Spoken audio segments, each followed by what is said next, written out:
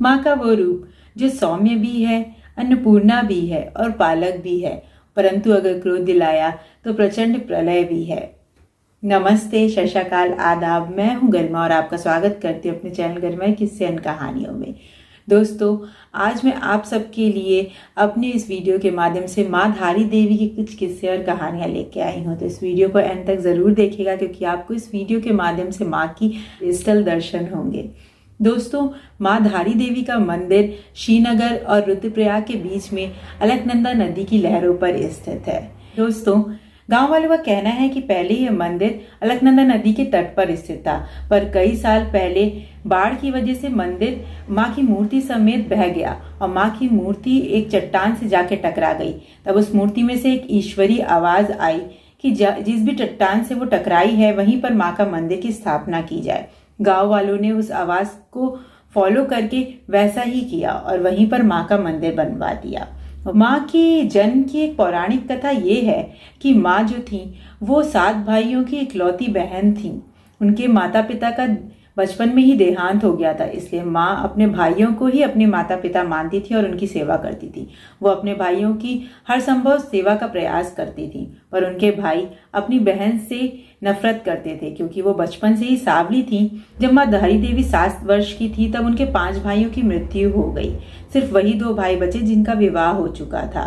बाद में उनके दोनों भाइयों को ये पता चला कि माँ धारी देवी के ग्रह उनके भाइयों के लिए खराब है, तो उन्होंने ये फैसला किया कि वो 13 वर्ष की आयु वाली माँ धारी देवी को अब मृत्यु दे देंगे, ताकि उनके 2 भाइयों को कुछ ना हो।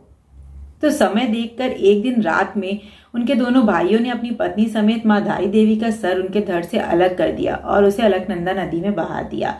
दूसरे दिन सुबह धारी गांव का एक गांव वाला अपने कपड़े नदी के तट पर धो रहा था। जब उसने माता के सर को नदी से बहते हुए देखा, उसे लगा कि कोई लड़की जो है वो बह रही है नदी में। उसने सोचा कि मुझे इस लड़की को बचाना चाहिए, पर फिर वो डर गया कि नदी का बहाव इतना तेज था कि वो कहीं खुद ही ना बह जाए।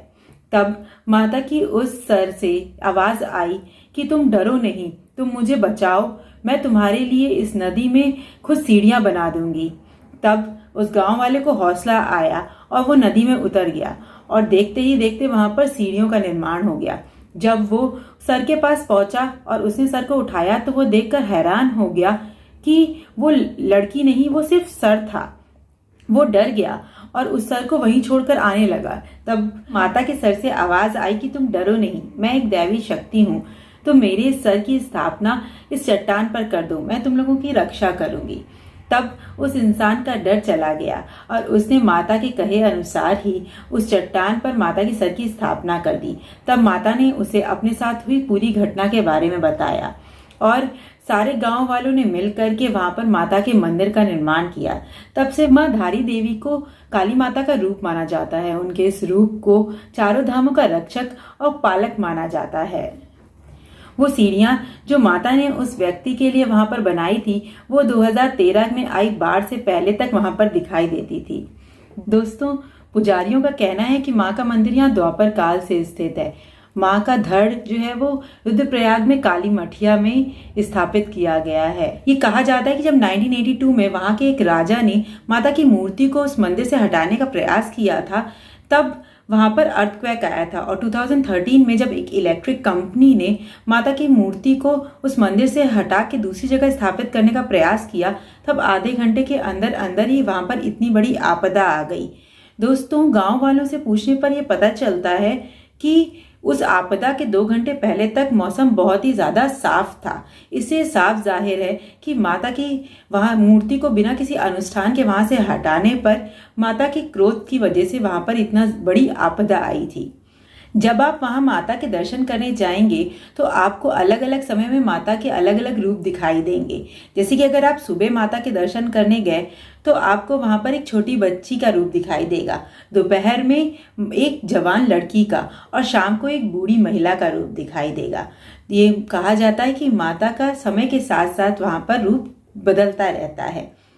माता के इस मंदिर को 108 शक्तिपीठों में से एक शक्तिपीठ के रूप में माना जाता है। दोस्तों, आप जब भी 4 धामों के दर्शन करने के लिए जाइए तो माँ धारी देवी के दर्शन अवश्य करिएगा। कैसी लगी आपको माँ धारी देवी का ये किस्सा और कहानी, मुझे ज़रूर बताइएगा। और क्या आपको मेरे इस किस्से और कहानी से माँ धारी देवी के सौम्य रूप के दर्शन हुए? मुझे कमेंट बॉक्स में लिख के ज़रूर बताइएगा। Thank you so much.